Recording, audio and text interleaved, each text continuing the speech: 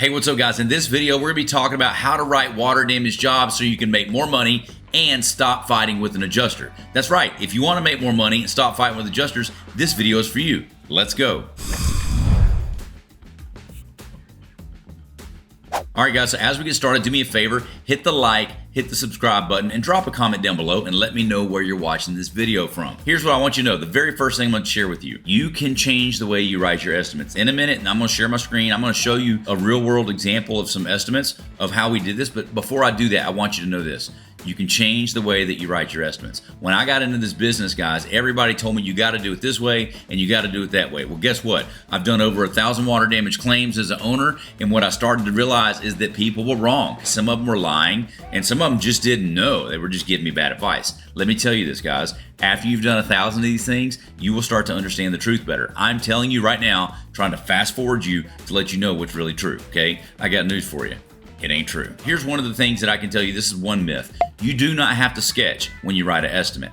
You do not have to sketch when you write an estimate. You don't. I'm going to show you an estimate in a minute. These are paid in full estimates. And if you guys want, go to workwithshane.com. I've got a 30-day test drive program where I give you sample estimates of these things so you can have them. But you've got to be in the restoration business. I ain't selling it to an adjuster, baby. Sorry. But go to workwithshane.com and I can show you these things. You don't have to sketch. That's the first thing that you need to know. You can write it many different ways. You only really need to sketch when you're doing a unit price, which that brings me into number 2.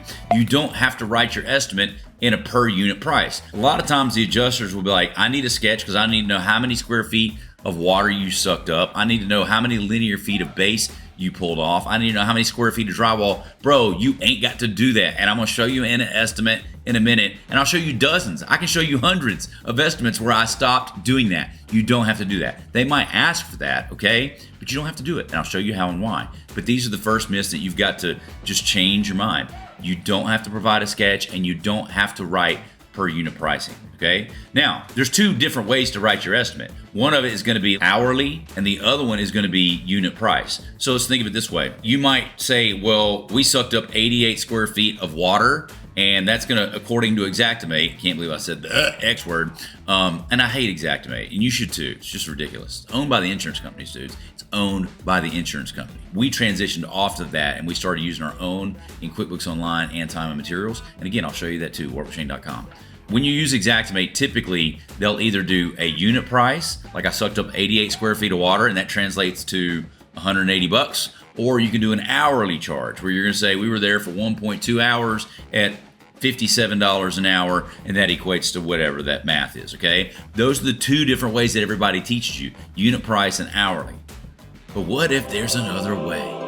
What? Yes, what if there's another way? And my friend, there is. I call it the muddy scope. And it's a way to write your estimate that's a story-based estimate that makes sense and it's transparent, but it doesn't give the adjuster the ammunition to crank down and ratchet down that estimate to suck all the profit out. Because baby, I want you to have more money. I want you to make more money. That's why they use this tool, guys. So, but here's my takeaway for you. You ain't got a sketch. It doesn't have to be hourly, and it doesn't have to be in unit material. It can be in a muddy scope. Y'all want to see a muddy scope now? Do you want to see a muddy scope?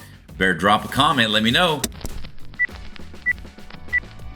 Hey, I have a question for you. How would you like to fly to Nashville and let me train you directly for 2 days? Guys, we're having our water damage boot camp event this year, and we're opening it up to the public, and I would like for you to come as well. Guys, in this 2-day event, I'm gonna be teaching you the best things that I've learned launching and running my own restoration company. Guys, this is a freaking awesome event, and I know that you will love it. You can go to waterdamagebootcamp.com and learn more about it. Once you go to Water Damage Bootcamp, I'll share my screen, and it takes you to this page right here. You can scroll all around and read all the event details, including the dates that are going to be available. You click right here to grab your spot, and it'll just scroll down, and eventually you'll have something where you can go pick your dates. This form will enter up, and you'll just go from there. Guys, the Water Damage Bootcamp is a wonderful event. It is transformational. I promise you this. If you want to grow a restoration company, if you have a restoration company, I have zero doubt you will make far more profit as a result of going to this. Go to waterdamagebootcamp.com. Thank you so much for your support. I love you guys. Hopefully I'll see you in Nashville. Now, let's get back to the video.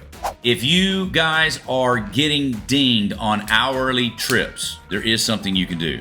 You can charge by the trip instead of the hourly for monitoring. That's something that we used to always do. We would write usually 12 to 14 hours for monitoring. You'd say 2 to 3 trips of monitoring. Well, here's what's going to happen.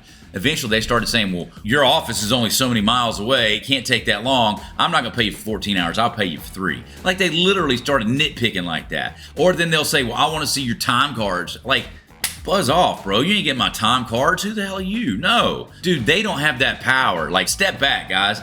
These people, they make crap up. They can't do any of that. This is your business, bro. You can run it any way you want. But here's what I'm telling you. Too much detail on your invoice or your estimate is what gets you in trouble. So here's what I would show you. Instead of writing it for hourly, entertain the idea of charging by the trip. So you can see this is an actual estimate, and we would call it assess and reposition during drying. Return trip to assess and reposition as needed, $4.89. Let me ask you a question. How much do you charge for a monitoring trip? It's probably 3 hours, maybe. At times, what, $50? That's $150. Well, which one's higher, $4.89 or $150? You're welcome. This is a $7,300 invoice, and it was paid in full, okay? Listen to me. You ain't got to do anything any given way. Think outside the box, guys. Think outside the box.